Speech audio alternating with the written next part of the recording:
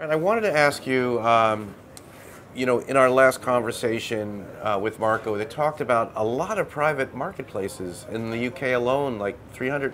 What are those private marketplaces? How do you participate in them? What's your role, and where is that going, in the UK and in the US and other markets, perhaps? Yeah. So Videology was built in many ways for what is developed into the private marketplace industry. I mean, the business was purpose-built to go after how TV and the digital video side converged. So as our clients, people like Marco and other people around the industry, are building their own media businesses, they're often doing it in a way where they want to use their own deals. They want to pull in their trading power to actually leverage that trading power and bring it into the platform. So oftentimes, and what is more and more the case, probably the grand majority of our clients are using private marketplaces, which allow them to bring their trading and negotiating power to the table, not just going out into open exchange environments where they're competing against the smallest players in the market, but through private exchanges, they're actually able to go and use that leverage to bring in inventory at the right prices they want, but also with the super premium publishers. And what we've learned over time is that the super premium publishers, the broadcasters, the high-end portals, just aren't willing to take their video content and put it through exchange environments. They're sold out, it's very constrained, there really isn't a lot of motivation for them to go into exchange environments. Conversely, they're very willing oftentimes to enter into private marketplace relationships, which allow that data to be used, allow that content to be programmatically sourced, but not in an open exchange environment. Could you guys move away, please? Taping. Thank you. Thank you. So, with private exchanges, things seem to be moving that way quickly. Does that sort of limit the game in terms of the publishers and brands, the little guys, the long tail? Is it sort of, are we looking at sort of a bifurcated world of advertising and media through these private exchanges, or what are your thoughts about that? It definitely leads down different paths, for sure. I mean, I think we're seeing the bigger media companies, the bigger media buying companies, as well as the bigger media sellers, partner in ways which start to take a lot of that already limited inventory off the market before it could even be sold in a traditional manner. So I think it does lead to a bifurcated world.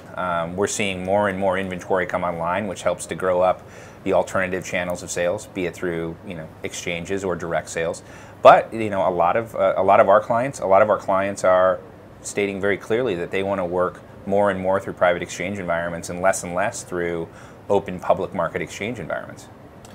So tell us a little bit about pricing and where that's going. And sort of the demands of the brands, the reality of the marketplace. We've spoken to some people that the demands of lower pricing has led to this sort of problems in viewability. Where does the marketplace? And then some people just say that online video is too expensive, so that it has to be lower. Where does sort of pricing and health sort of balance converge out? Yeah. We see it come from two different angles. I mean, we were built to help TV money shift into digital. So oftentimes the lens that we see it at Videology is through the lens of the TV buyer. Very different perspective when you look at it through the lens of the traditional digital buyer. I think that lens, that kind of framework it's informed quite greatly by the display market. And so pricing and the way pricing will evolve has been just shaped in many ways by the oversupply of display advertising. Whereas in the video space, high quality supply in particular is extremely constrained. So pricing has remained quite robust. It's held up, especially for the bigger high quality players, broadcasters, major portals. So for us, what we tend to see is that pricing is remaining stable. Pricing is remaining high. There are opportunities to go to the bottom of the market, and we've seen others in our space blow up because they have kind of played that game. And there are, as with many businesses, as with high CPM businesses like these, there are a lot of people with bad intentions that are going to go after those dollars. And if you quickly kind of trade your moral compass for the quick buck, it shows up pretty quickly.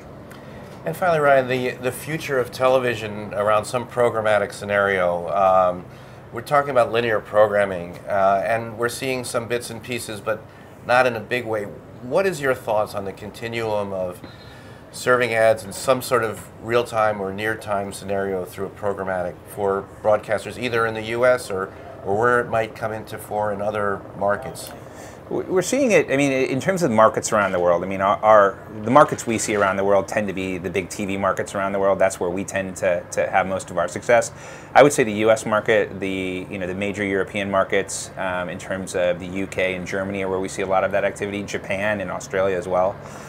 In terms of how they come to market in terms of programmatic, we're seeing it more in terms of their catch-up television, their own portals in terms of content, in terms of where most of their content is flowing to today in terms of being enabled programmatically. There is a strong desire for them to push more into video on demand, where you can be accessed through your traditional cable system or your satellite system. We're seeing that growth in the UK and in the US predominantly, but it still makes up a small part of it. There are technological infrastructure issues that get in the way of it being as programmatic, as real time as you would want it to be if you're a client like we tend to have, and conversely, as a seller would want it to be, how they would want it to be sold. So there's it's in terms of how programmatic, in terms of the traditional linear players is going right now, the best solutions we're seeing, we've heard about some of them today, are high index solutions which are relatively better than television is today, in terms of the ability to find a higher index of an audience.